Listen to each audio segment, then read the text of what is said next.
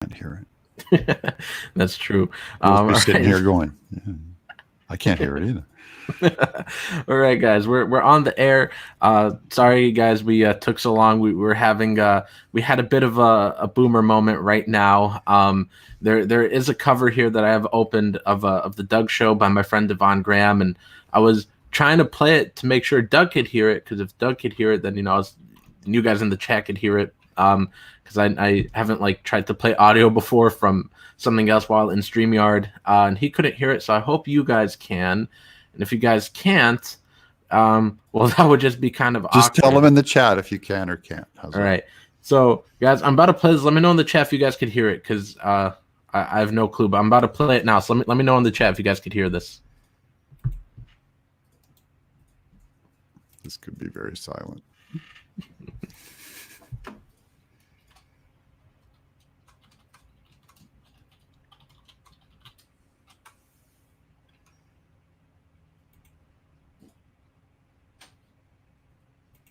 Nothing. Am I right, people?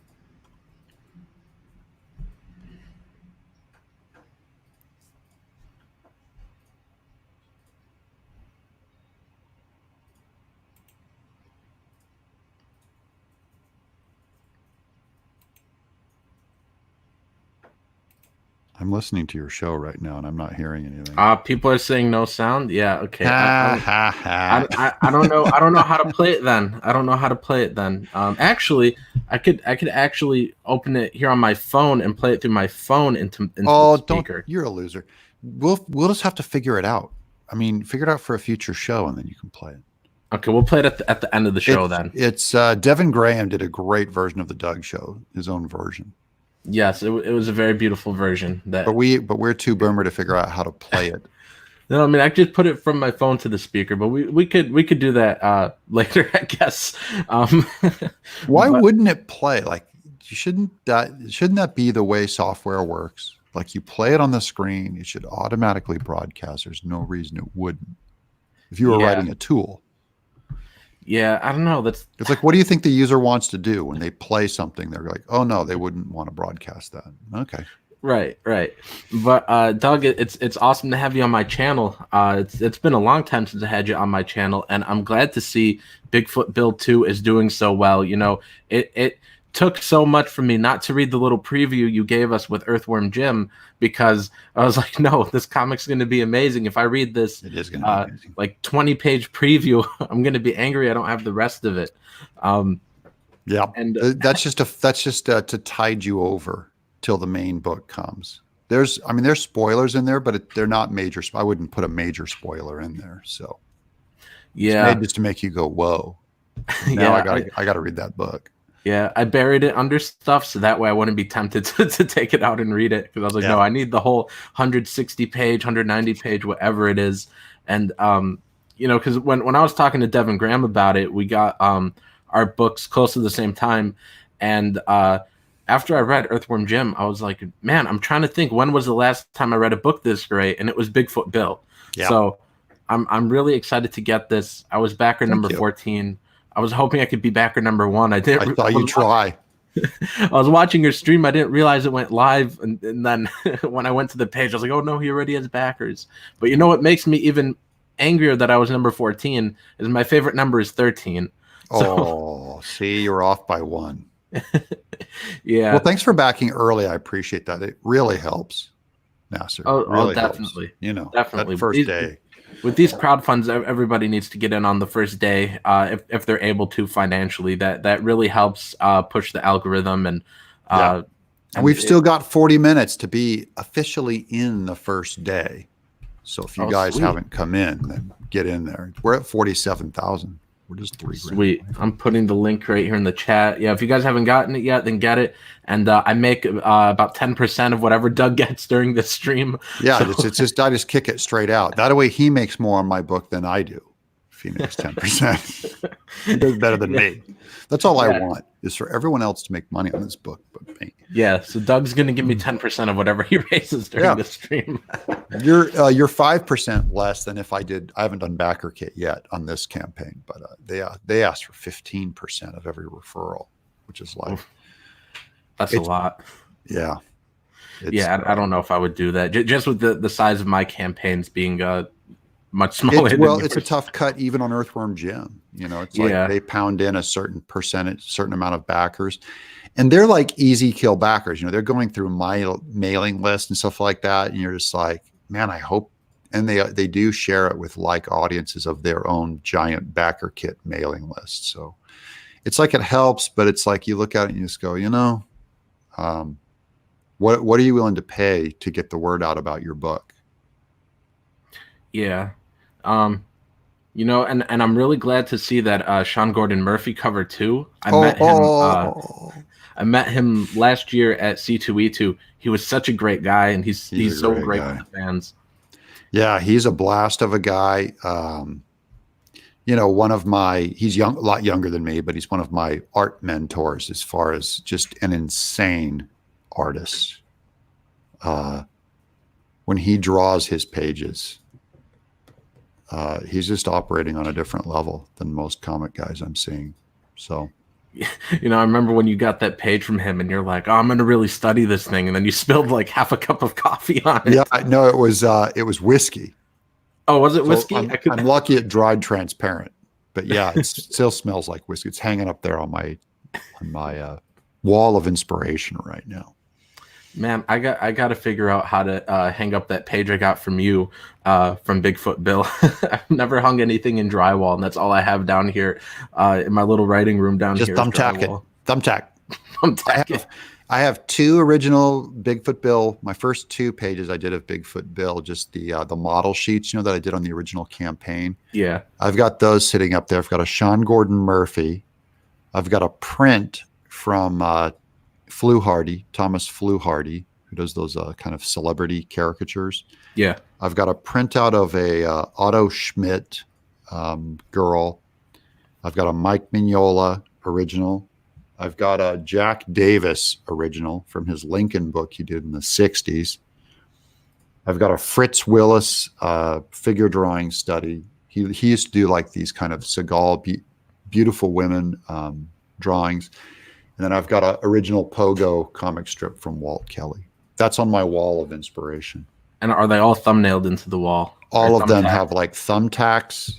They're thumbtacked. Only the Fritz Willis is framed, and no, I didn't buy it framed. I think I bought that frame like at Hobby Lobby. The rest are all just thumbtacked. Oh man, I couldn't do that. I couldn't thumbtack any of it. I have some original art pieces, and I cherish them all. Not many, but I have some from you and from Elliot, and I have like Dina's cover from my Trixie campaign, and I have some of that, and I have it like all spread on top of my long boxes, like just displayed over there. Yeah. And eventually when I get around to hanging them, I could not thumbtack it. Like I just think a lot of this comic book pop media stuff, it's to be enjoyed. It's for me. I'm not trying to preserve an investment to hand down to my kids or anything. It's for like me to use and grasp and get into the art to help my artwork. The only thing I've ever framed is that watercolor back there that I got. It's a 1959, I think, watercolor from this great artist. It's like a flamenco dancer. It's just one of the most beautiful pieces of art I've ever seen. So that one I framed and matted, and everything else is just, I might buy like a cheap poster frame for some of this stuff, but original artwork, I like touching it. And I like, that Pogo piece is from 1966, the year I was born.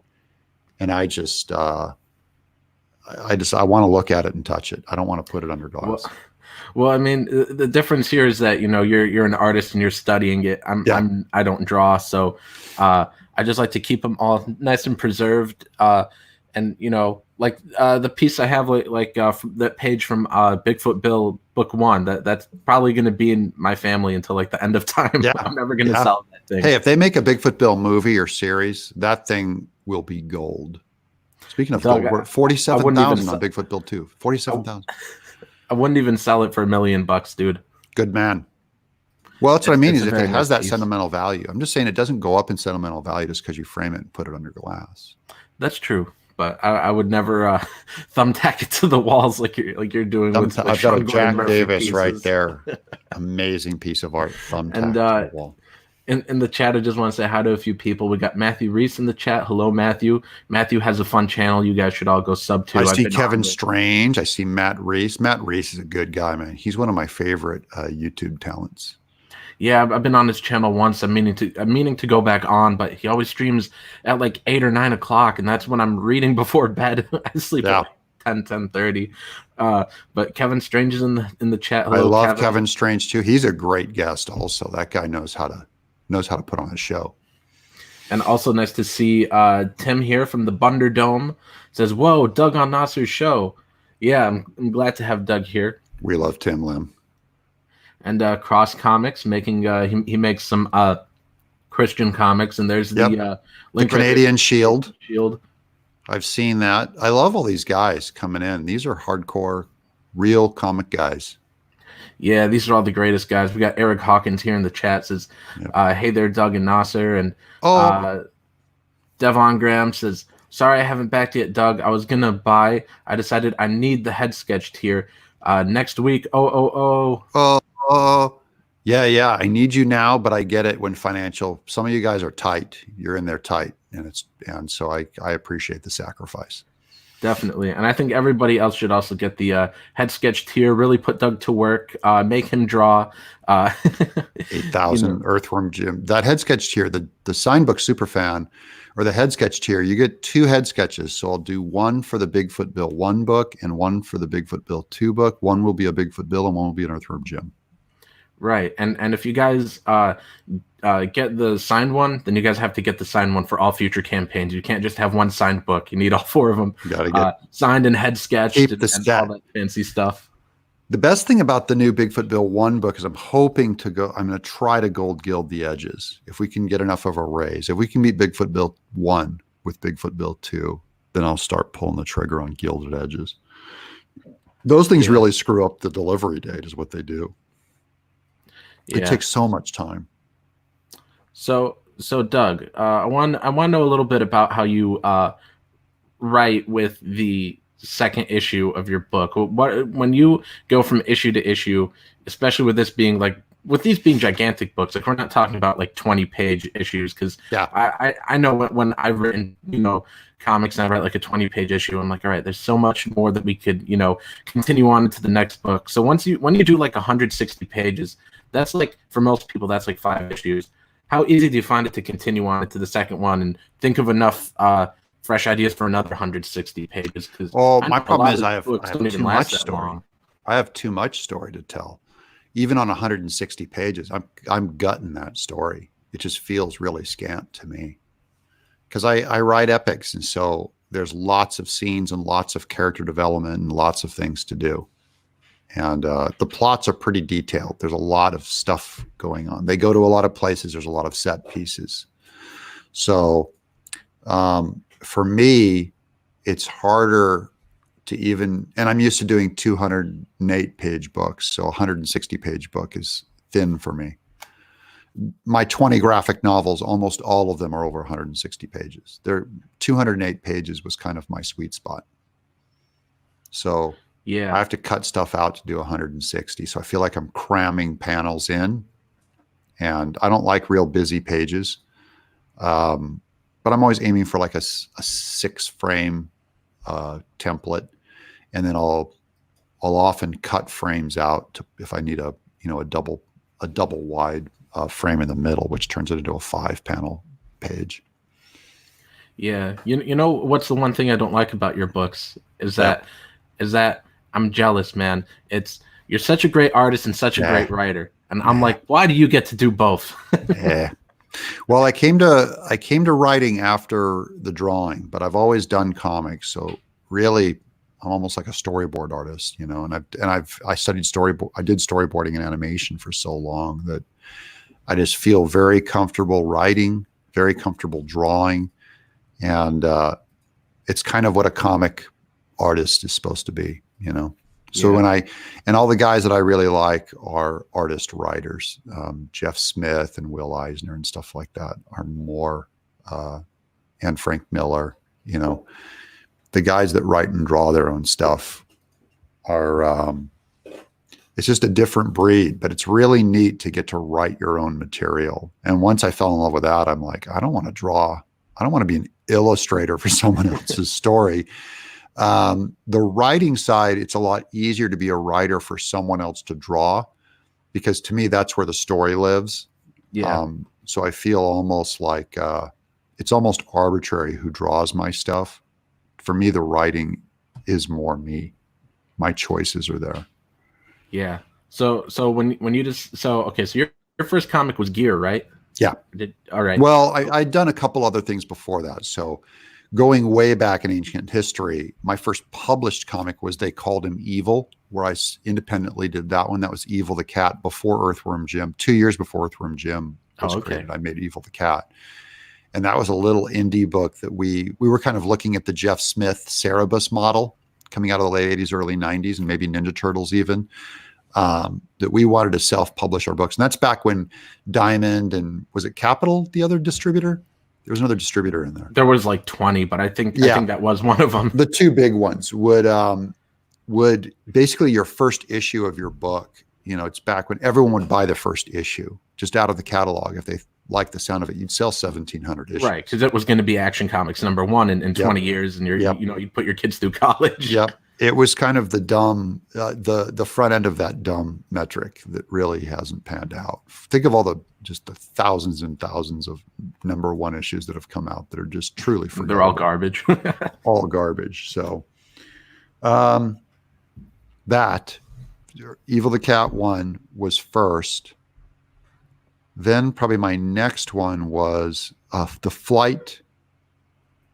Was it The Flight People? No, it was Gear. So then it was Gear. By mid-90s, I'd hooked up with Rob Schraub and the Scud guys, and they wanted to reach out and publish other works. So I was their first choice. So Gear came out through Fireman Press, who did Scud. Yeah. So then when you decided, instead of just being an illustrator and you're like, I'm going to write my own comic, was that pretty nerve-wracking to come up with the story if you had mainly focused on art before? I mean, to me, the art and story are the same thing, because once you start drawing and you're drawing them in sequence to do something, right? Even animation is just like a comic book broken down to 24 frames per second. It's a sequence of drawing. So I've always drawn in a sequence. So I've always been a storyteller. So I've always been a comic book guy. Just writing, tons of dialogue for a responsible story that's like over 150 pages. Suddenly you have to know how to tell a story on a different level than merely doing a sequence of drawings. So I learned early on that I had to be a writer. And I've always, even in high school, I would write short stories and write poetry and stuff like that. But I'm kind of a sloppy artist, and I'm kind of a sloppy writer because I believe life is kind of sloppy. So if you look at any one of our lives and you go, I totally agree. What was your story? What happened 5 years ago? There's something very natural about it that I try and, I don't have to try, actually. It's just how my work comes out, is I feel like I'm writing my opinion on what life is like, that it's messy and dramatic and funny, but full of, adventure and things like that, is kind of how my stuff feels. It's kind of how I see life.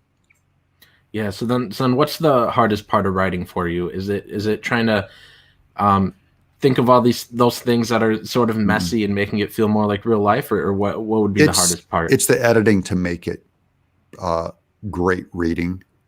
Same way that art, I can draw for me, and it's pretty messy and goofy. It's not skilled or structured. When I'm going to do a commercial piece of drawing for someone else, I have to bump up the quality and really, put my best composition, my best anatomy, my best acting, on the page. It really is presented for a public, broad audience who isn't me. And so the same with the writing. That's the toughest part. It's one thing to write out a scene. It's another thing to make it great story. And that just takes a lot more work and rewriting and crafting every piece of dialogue to be the perfect thing. So, yeah, I agree with you there. I think it was a quote from Neil Gaiman when I think somebody asked him about. Hold on one second. All right. All right, and I'm putting the link here in the chat again, you guys. I had my doorbell ring. I'm sorry. Oh, gotcha. But I think it was Neil Gaiman I had seen once on Twitter that was telling someone that was asking him about writing, where he said, in the first draft, you just write down everything that happens. And then in the second draft, you try to make it look like you knew what you were doing all along. Right. Yeah, that's right. Is you put raw ideas down. Raw ideas don't tend to come when you're like crafting tight dialogue, right? Yeah. It's like it comes from the raw place, and editing and fixing and making it presentable and clear and with impact and stuff, that doesn't come from the free flowing mind place. That comes from the skill, craft, editing place. Yeah, I think editing is my least favorite part, but it's probably the most important part. It's everyone's least favorite part. It's no fun. Especially because I do it real tediously. Is I have the first draft open in one document, and I take a totally blank document, and I have them next to each other. I split the screen, and I retype it word for word, because there is just way too many times where if I read that same document, I'm like, yeah, it's good enough. If I write it down a second time, I'm not going to write down. I'm not going to want to write down something that's good enough. If there's a bad sentence, you're not going to want to write it down twice. Yeah, that's not idea. To say I've escaped every bad sentence I've ever written, but most of them don't get put into the next draft that way. Yeah. So, and I'm trying to get better at rewriting on the spot while I'm putting it down the first time, like just really crafting it, because it's a lot funner to do it then than later, than coming back to it. Do you ever and that's how Mike Nelson writes, by the way, is he's much more like, make it work, that paragraph work, make it the very best on the spot your first time down, like going over it again and again instead of coming back to it. When you're writing, do you ever have those moments where you're just like, oh my goodness, I just want to stop writing and just draw this scene already? Do you ever do that? Do you ever stop writing, then draw the scene? Yeah, like for right now, this is the Earthworm Jim 2 note cards, and I want to draw this, but I have to spend a month writing a script. So if I don't at some point kind of fall in love with writing the script, this story's going to come out bad. And then when I go to draw it, I'm going to be drawing a much lesser story. So yeah, I'm ready to dive in and start drawing. In fact, every time I'm sitting here at this table doing a show, I'm like going, I wish I was drawing. I wish I was drawing Earthworm Jim. But if I just dive in and do it, it's going to come out a lot worse than it should. So I have to spend a lot of time writing it and making sure that it's really setting me up to either succeed or fail when I go to draw it. And when you're talking about drawing it, it's taking 4 months or whatever, 6 months or whatever. You want to make sure that it's going to be because to me, if it's weak story, it's a waste. It can be as beautiful of an illustration as I want. Oh, totally. And because at the end you read that book and say, what was it about? Do I recommend this story to a friend? And if all they say is, Doug can draw great, that's not a compliment to me as a comic book storyteller. Yeah. I was actually just thinking about that in my latest video I did, where I was comparing a few different horror comics, and there was one I picked up off my shelf the other day that I had it there for a year, and I was like, let me finally read this. And it was all right art, but the story was just awful. There was like 2 pages of filler where, I kid you not, it was a guy staring at a van. There was no words, no actions. It was just 2 pages of a guy staring at a van, because on the next page they wanted to surprise you with you turn the page and there's the giant splash page of these clown monsters coming out of it. Yeah. And so the art was good, but the story was awful. Yeah. Well, comics, I hate to say it, but because it's a visual medium, right? Because there's so much going on with the visual, there is a temptation just to have it be a string of great illustrations and go, we're sorry for the crummy writing.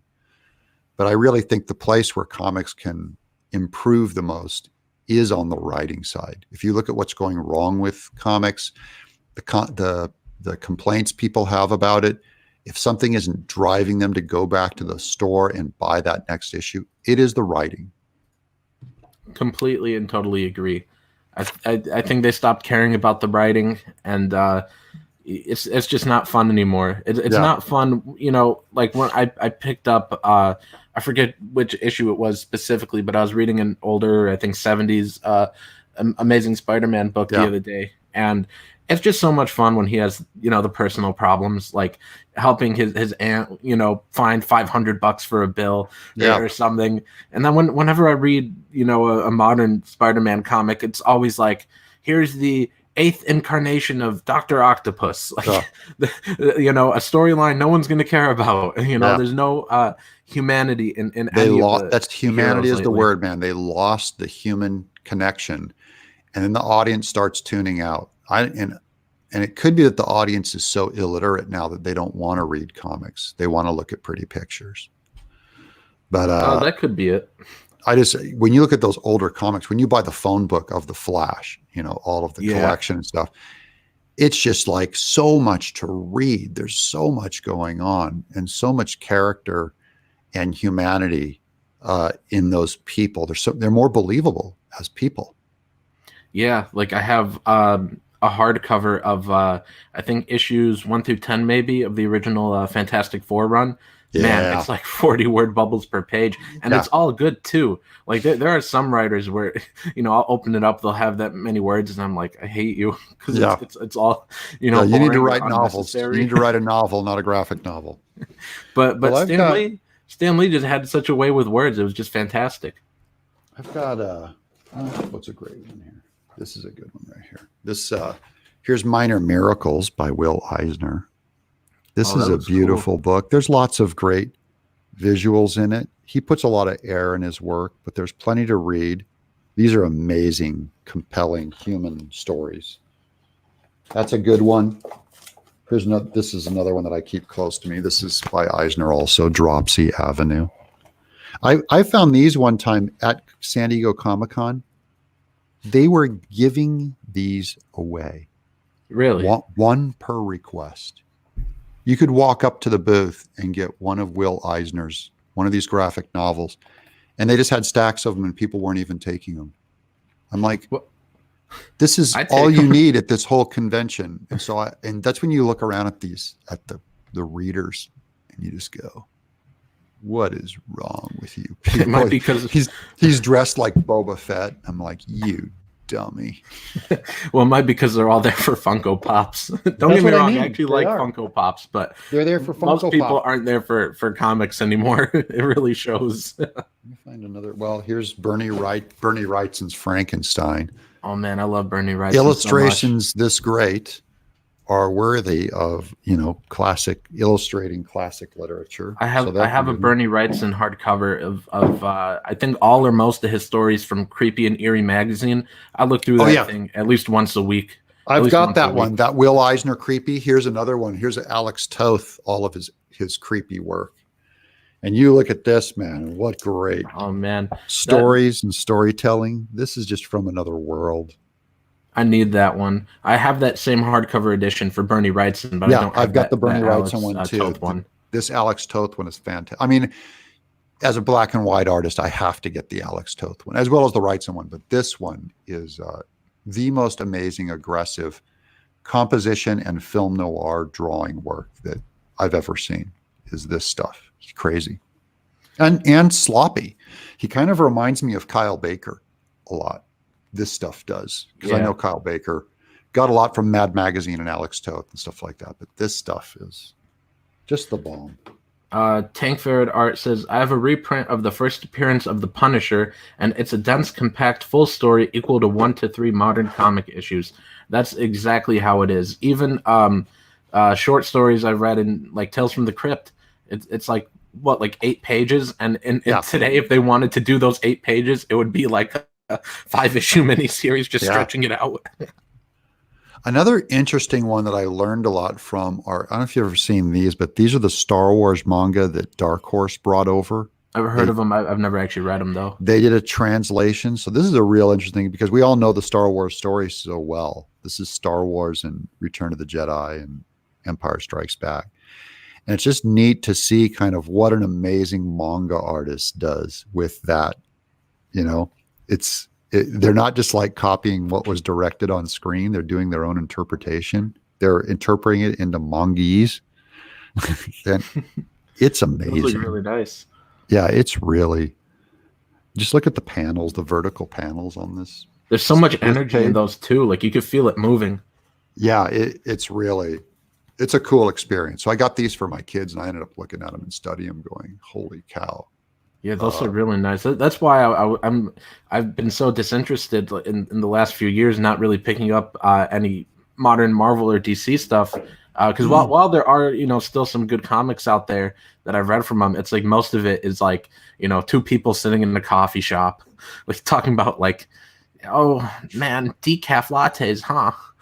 Yeah, they I don't know what happened to their stories, their big stories, but I mean, I know that all these guys used to be able to write giant epics.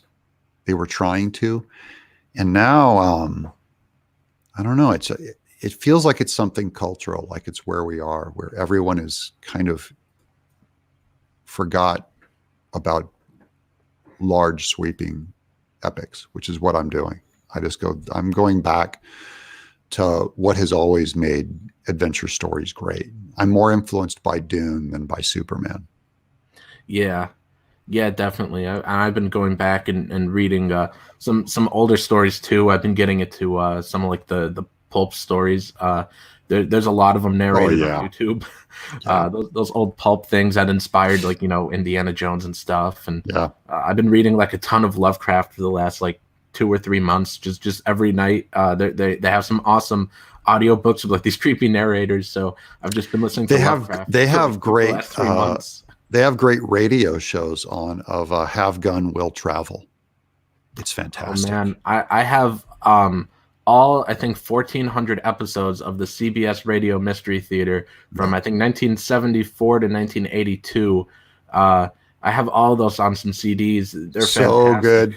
So the writing is top notch. Again, literate. They're way more literate. Those guys are, and you can learn a lot. And the character work is great. They're the best actors coming in and playing those roles. Yeah, and they have some of my favorite dialogue in those old radio shows. I think those are so good because it was all by ear, and you have nothing else to make people believe in the characters. You can't see their mannerisms through a screen or anything. It's all through your ears. It's all dialogue. All dialogue. And unique to that craft, too. It's uniquely a radio show. You know what I mean? It's kind of like we see what the comics do uniquely to this craft. But the radio show, you go, wow, they really were. It's a really completely different art form. And the Have Gun Will Travel episode, suddenly I'm listening to him going like, holy cow, this is written by Gene Roddenberry, who did Star Trek. He created Star Trek a few years later. Yeah, there's another radio show I like called 5 Minute Mysteries. Oh yeah, yeah, that one's fun. It has a really catchy jingle. I mean, it's just 5 minutes. If anyone's thinking about getting into radio shows, listening to them, that's a great place to start. 5 Minute Mysteries. They're pretty much all on YouTube. That one, and all the stuff, Radio Mystery Theater. Those are all great. All the stuff that we listen to now, or that we enjoy now, came from people drawing from things in the past. So like, Lucas was looking at the old Flash Gordon epics. Gene Roddenberry, when he made Star Trek, wanted to make a wagon train in space. Everyone was drawing on something older and more literate. And then I think today the reason why the comics are falling apart is they're going back and drawing from like, Scott Pilgrim. 2002, when they weren't drawing from greats. Even Pulp Fiction, came from the film noir era of crime dramas and stuff. He loved Scorsese growing up. That now we're drawing from Pokemon and a lot of goo. Yeah. Like not to say there's not any good modern stuff, but I just find the older stuff to be so much better. Like I recently read Shirley Jackson's The Haunting of Hill House. That was fantastic. That's from 1959, and her book We've Always Lived in the Castle was another fun one. I forget what year that was published. It might have been just before she died, I think. Yep.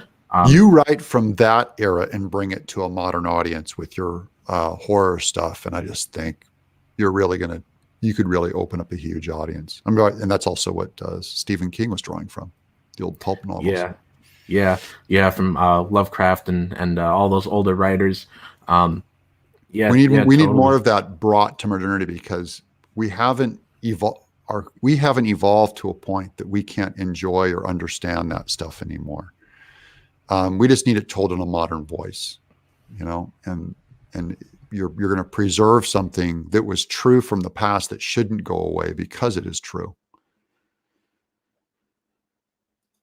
We're leaving something. We've thrown the baby out with the bathwater. That's what I'll say. Oh, your mic's turned off. Nasser, are you there? I think we lost Nasser.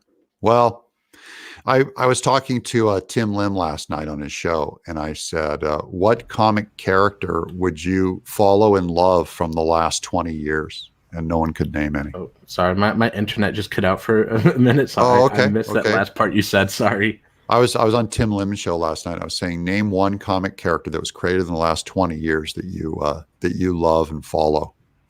I mean, Invincible was from 2000. Oh, that's true. There's one.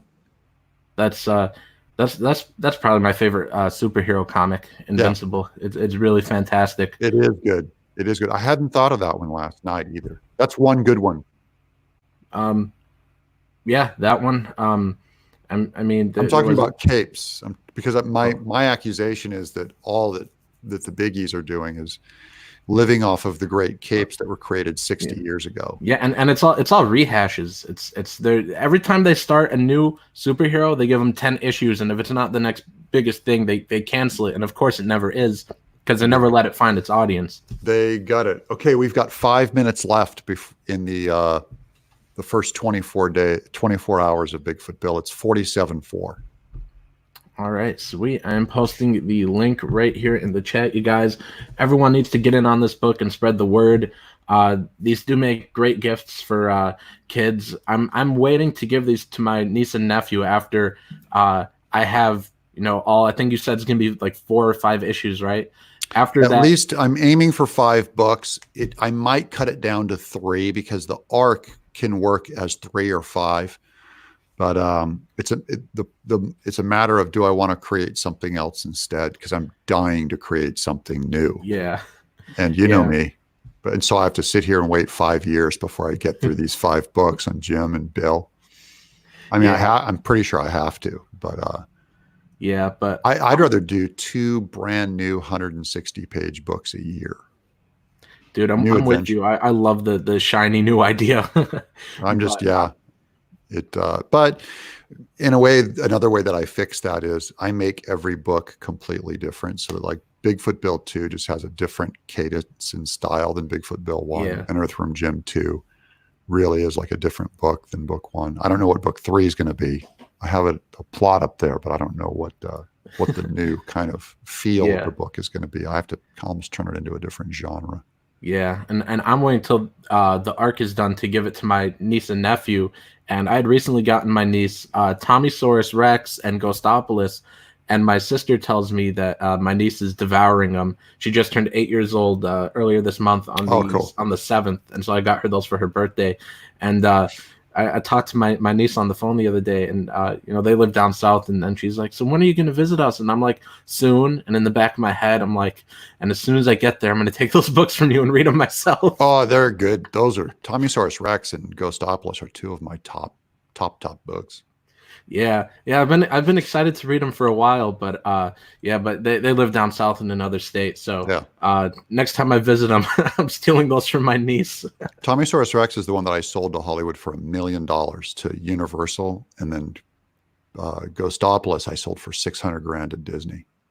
Man, that was my first digital book ever. Was Ghostopolis, but they're good. It's crazy. Because of the story. Trust me, it's not the art. It's they got it because the stories are rocks. Those are rock solid stories. Yeah, didn't you tell me that there was a bidding war because a reviewer or somebody said that it was like the best children's movie they ever saw, and Yeah, it was Drew McWeeny at Ain't It Cool News reviewed Tommy Source Rex. He said, if you don't like this book, you don't have a heart. Hollywood just blew up, completely blew up. That's such a cool story. That makes me want to do a children's book eventually. I don't know. I love doing horror. The other day I tried to horror, mystery, suspense, all that sort of stuff. That's I tried the other day to write a fantasy story. I was like, why don't I write a fantasy novel? Because I had a mermaid I had a mermaid about or an idea about a mermaid. I can't even speak right now. I had an idea about a mermaid, and I was like, all right, I'm gonna sit down and write this fantasy novel. I got like 2 paragraphs in, and I was like, you know what? I have this book I could do draft 2 of instead. So for the last few days, I've been doing draft 2 of a horror novel instead of writing a new one. But I did have an idea for a fantasy novel. And I think eventually I want to write something that's like a children's book. Just don't think of it as a children's book. Just think of it as a fantasy novel and go into it and have fun with that world. And if it goes a little dark, it might go a little dark. And if it goes a little, if it veers away from that because of the genre, then that's what'll happen. I never set out to write, my stuff has some horror in it. There's the Bigfoot Bill, that 24-page book opens with Chupacabra standing over Bigfoot Bill with an axe, under command of Poseidon to cut his arm off to get the finger bones. So, there's a threat there, a believable threat. Yeah. And there's a couple of versions where I wrote it and he cut his arm off there. So it ended up not working for the story, which what I ended up going with. But I'd be willing to do it if that's what if that was the right story. If I don't care about the genre, and I just say, hey, this is a kid's book, and he cuts a guy's arm off with an axe, and just like Grimm's fairy tale. And I think we still have about a minute or so left until it's officially the 24-hour mark for Bigfoot Bill 2. So if you guys want to get in on it, it's at 47,403. It'd be pretty cool if Doug got to 50. My first day, people. That's what the first day. 47. I'm not complaining. 47 is a great raise for the first day. Oh, it's fantastic. That's an amazing number, and I think it'd still be pretty cool though if we did get it to 50 today on this show, maybe. Yeah. So if you guys haven't gotten it yet, there's a bunch of awesome tiers. The super fan tier, I think that one comes with both of them sketched, or is it both of them signed? Or signed book super fan, they're both signed. Okay, both of those ones. And Sean Gordon Murphy print, so a print of the cover, which is we're going to do a 9x12 glossy. It's going to be beautiful. So there's good, that book's going to hold its value with the Sean Gordon Murphy cover. It's going to be great. And a new look at the Bigfoot Bill 1 is what I'm also excited about. Yeah, the Bigfoot Bill 1 new edition. Is this the 160 pages? Is that the one that has the extra pages? Yeah. Okay. I took 30 pages from the making of the best 30 pages and put it in there. And then it also has the 14-page Poseidon backstory that is extremely necessary now where book 2 went. And then it's got 12 new pages of art and story that help buff out the original story, just to help it out. Man, that is very tempting. I don't think I could afford that one. New end sheets by Alejandro Mirabal. He did that big, beautiful 2-page spread. Those they're amazing. Yeah. Right now, I just got Bigfoot Bill 2, but if I can, by the time this thing is at the end, if I have more money by then, I will definitely be getting in on the new edition with the extra for sure pages. Come in on Bigfoot Bill 2. And then if you're a collector and a fan of the story, then you got to get Bigfoot Bill 1 too.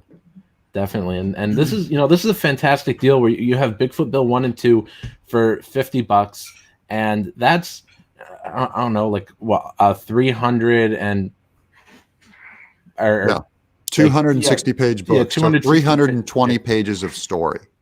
Yeah. So that's like well over 300 pages for 50. That's what cracks me up. These people will spend $25 on a 48-page story any day. I'm just like, look, you can buy in fact, they'll buy that same 48-page or 60-page book for $25 3 times. I'm just saying, buy Bigfoot Bill. You know, I 160 pages. You're I still ahead of the game. I almost want to say that those two books would last them a couple weeks, but I'd have to disagree with that because I read it in one sitting. Yeah. Bigfoot Bill and Earthworm Jim, each of them. I just sat down, read it end to end. I don't even know if I checked my phone at all during that time. They're just such fun reads. You just sit down and want to read the whole thing.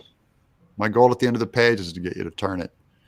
And there's a lot of secret stuff hidden in these things that I haven't talked about yet, but I will reveal at a later date. So in the Bigfoot Bill world, that it's coming, but it's going to take some time. I'm still working on it. Yeah, and then let's see. So then there's also the Doug T. Comics Library.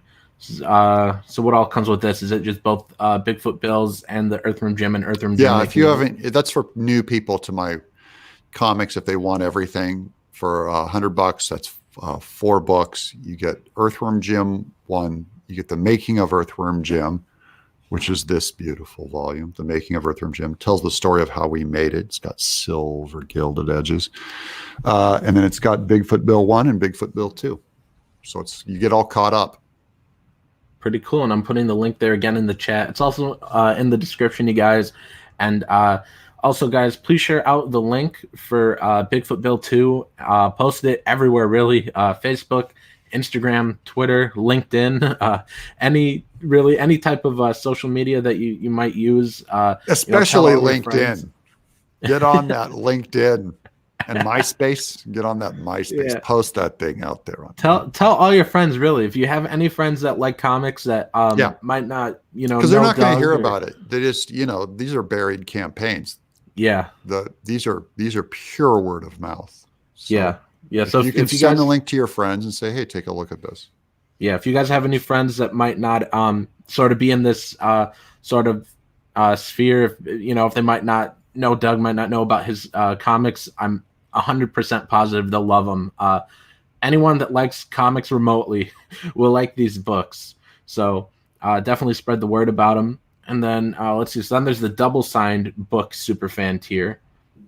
Yeah, that's just so many people request. Those are always a popular tier. Just they want to get one for themselves and one for a friend.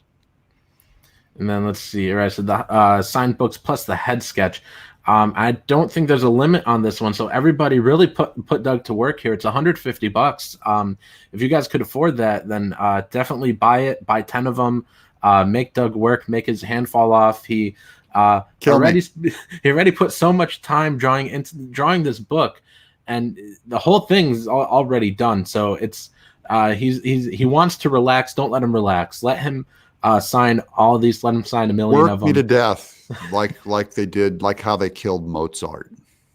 Right. Well, and then for $150 more, you can get the original page. It comes with the signed book superfan. It's like that's the cheapest you can get a page, right? It's technically $150 for an original page. So for $300, you can get the signed book superfan, the head sketches, and an original page. So that's for $300, I really wanted to place all those original pages in my fans' hands. Is my goal. We'll get them out to you. Yeah, so you can thumbtack it to your wall. And don't forget when they make it into a movie, it'll be worth even more than the. If this thing gets picked up, all these books, these are small print run books. The prints, any add-on will go through the roof if they make a series of these movie or series. And we're pitching the movie. Bigfoot Bill movie to Japan end of May. I have a meeting with Netflix Japan and the animation team that did Sonic, Marza. Oh, I'm so glad to hear that. Yeah, that is fantastic news. That it would make for a killer movie.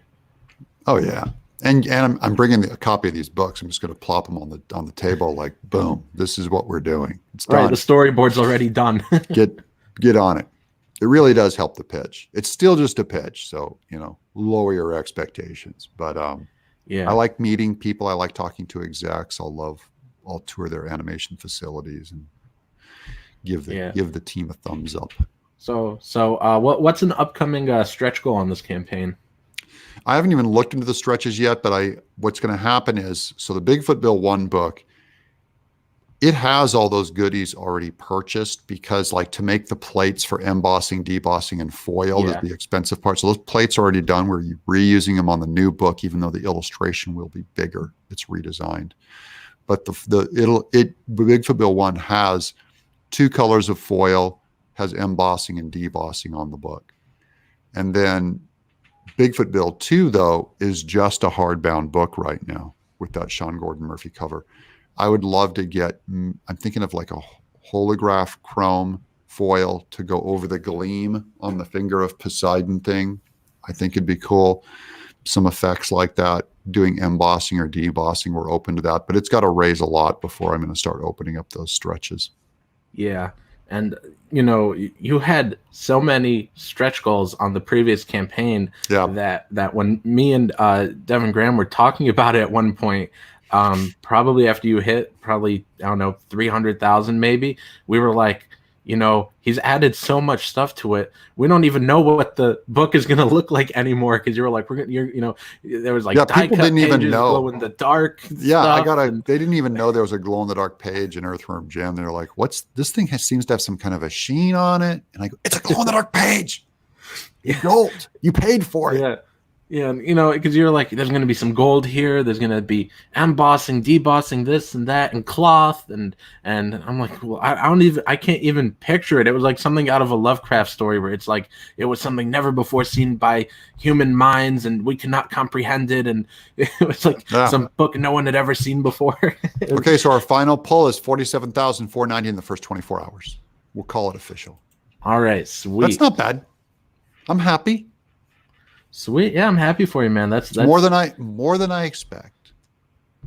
Yeah, man, that's a great amount, and I'm hoping you get, you know, like 10 times that. This is a fantastic book, and everybody should definitely back it. And you know, back it for yourself, and if you know if you have kids or any nieces, nephews, or anything like that, get it for them, because they will definitely love these books. I can't imagine any kid not liking Doug's books. Really. Oh, they're squares if they don't like it.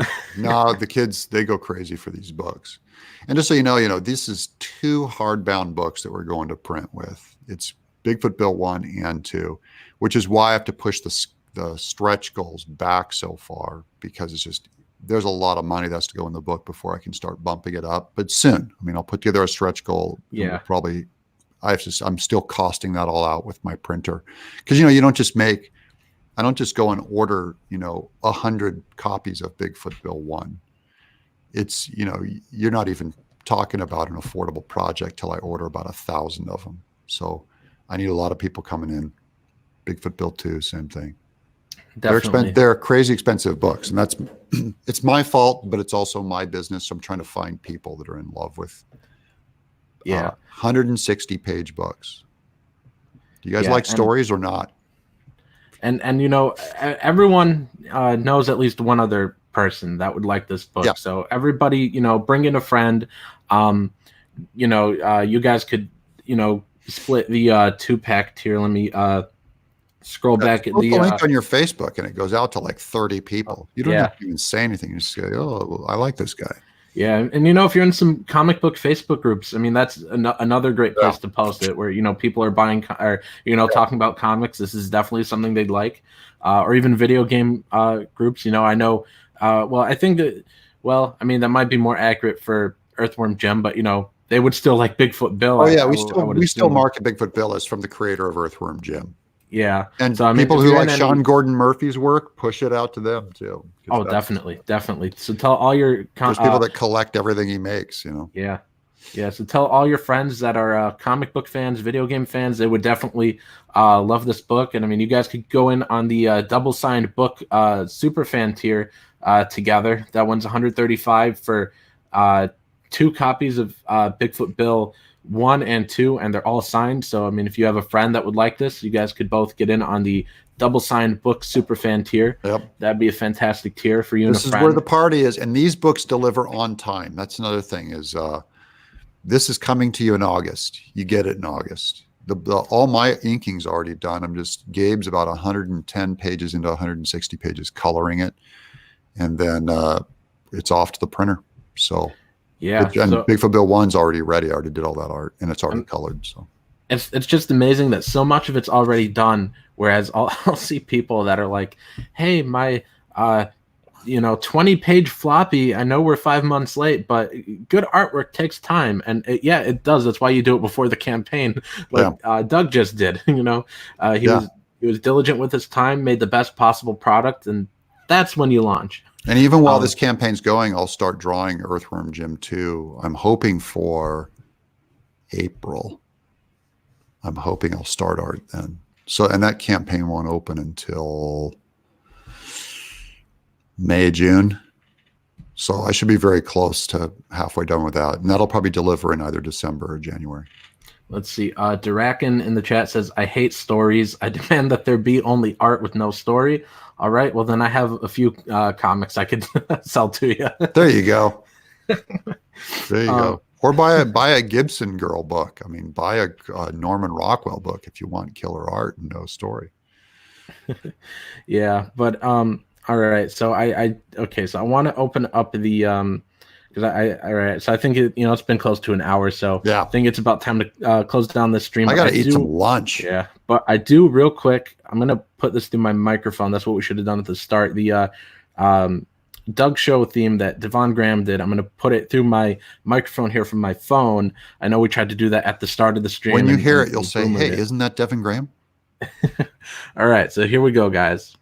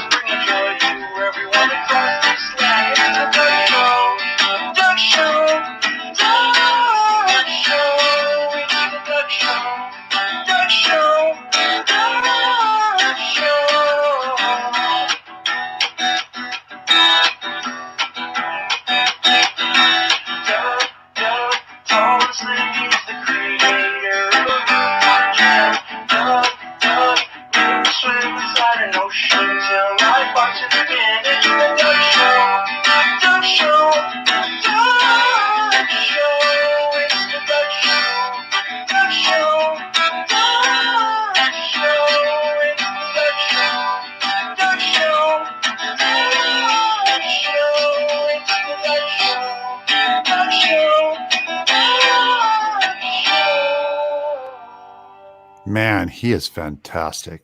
Yeah, man. Very talented. Very talented. Devin, you're just a killer. He killed it. Yeah, man. And if you guys don't know about the Doug Show, go to my channel. You guys all know. I recognize all you guys. I'm on YouTube. We had an interview with Sean Gordon Murphy and Michael J. Nelson last night. It was a blast.